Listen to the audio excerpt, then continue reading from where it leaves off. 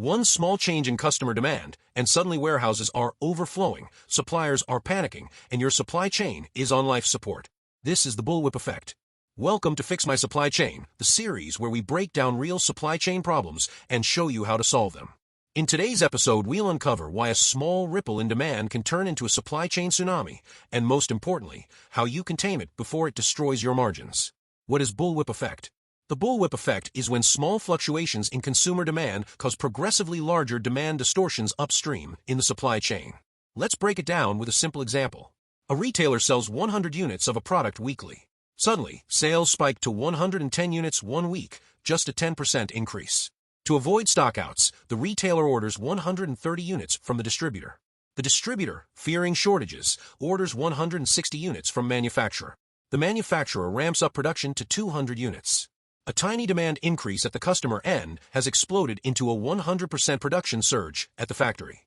And when the spike disappears, we're left with excess stock, wasted money, and unhappy stakeholders. Impact of Bullwhip Effect. Research shows that the bullwhip effect can increase inventory costs by 25% to 50% and reduce service levels by over 15%. The consequences include overproduction and overstocking, tying up capital in slow-moving goods. Stockouts in other products, resources are misallocated. Price fluctuations, heavy discounts to clear surplus stock. Supplier strain, unstable orders damage supplier relationships. Root causes of the bullwhip effect. The bullwhip effect isn't caused by one single failure. It's usually the result of multiple small, compounding errors across the supply chain. Here's a deeper look. Forecasting errors. Cause many companies forecast demand based on orders from the next link in the chain, rather than actual consumer sales. These orders are often inflated by safety buffers, promotions, or panic buying, leading to distorted numbers. Example, if a retailer's orders spike due to a one-time sale event, the distributor might interpret this as a sustained demand increase and overorder from the manufacturer.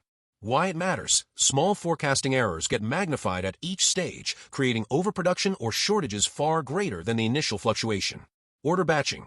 Cause companies place large, infrequent orders to minimize shipping costs or qualify for bulk discounts. This creates big, irregular demand spikes upstream.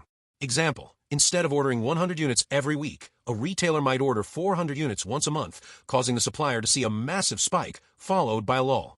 Why it matters. These uneven patterns make it hard for suppliers to maintain stable production schedules. Price promotions and discounts. Cause retailers run aggressive promotions to clear stock or attract customers, causing temporary sales surges. Example, a 50% discount might triple sales for a week, but when the promotion ends, demand drops sharply. Why it matters. Manufacturers often mistake these spikes for long-term trends and ramp up production unnecessarily. Lack of information sharing. Cause retailers, distributors, and manufacturers often operate in silos, each making decisions based on limited visibility. Example, a retailer might withhold POS data from a supplier, forcing them to guess demand trends from erratic orders. Why it matters. Without visibility into real demand, every layer adds a buffer just in case, amplifying the distortion. Long lead times. Cause slow manufacturing or shipping processes make companies overcompensate in their orders to avoid stockouts. Example, if it takes 8 weeks to restock an item, a small demand rise today might trigger a much larger order than needed, in fear of future shortages. Why it matters. The longer the response time, the greater the tendency to inflate orders. Solutions to the bullwhip effect. To control the bullwhip effect, companies need both strategic process changes and technology-driven solutions. Use real-time POS data instead of order history. Action. Integrate retail point-of-sale POS systems directly with supplier dashboards. Benefit. Eliminates the guesswork caused by inflated or panic orders. Example, Walmart's retail link allows suppliers to see real-time sales data, cutting forecast errors by 30%.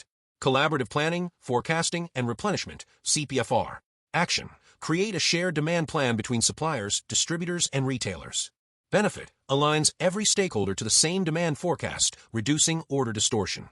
Example, Dell uses CPFR to match production with actual customer demand, keeping inventory levels low. Smaller, more frequent orders. Action. Shift from monthly or quarterly bulk orders to weekly or daily replenishment. Benefit. Smoothens demand flow, allowing suppliers to maintain steady production. Example, Amazon uses automated replenishment for fast-moving goods, reducing inventory swings. Stabilize pricing and avoid extreme promotions. Action. Focus on everyday low pricing instead of high/low cycles. Benefit. maintains steady demand patterns, and prevents artificial spikes. Example, Costco's stable pricing model helps suppliers plan with minimal distortion. Shorten lead times. Action, use nearshoring, faster shipping methods, or flexible manufacturing lines. Benefit, reduces the need for overordering just in case. Example, Zara restocks stores twice a week based on actual sales, not forecasts. Adopt demand-driven MRP, material requirements planning. Action, replace traditional MRP with demand-driven models that adjust orders based on real consumption rates. Benefit, prevents the buildup of excess inventory and aligns production closely with demand. So to conclude this, the bullwhip effect isn't just a theory from supply chain textbooks, it's happening in real businesses every day.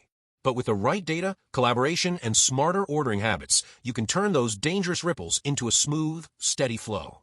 This is Fix My Supply Chain, and if you want more episodes like this, hit that like, subscribe, and share button. Let's fix your supply chain one problem at a time.